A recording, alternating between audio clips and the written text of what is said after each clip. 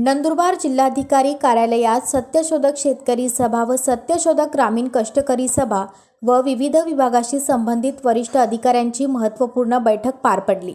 सत्यशोधक शेतकरी सभेच्या वतीने नंदुरबार ते मुंबई पायी बिढार महामोर्चा 262 किलोमीटर अंतर पार केल्यानंतर नाशिक येथे अडवल्यानंतर उपमुख्यमंत्री देवेंद्र फडणवीस यांनी नागपूर येथे 50 मिनिटे चर्चा करून 13 प्रमुख मागण्या मान्य केल्या व 40 सर्व मागण्यांसंदर्भात विविध शासकीय विभागांना निर्देशपर पत्र दिले।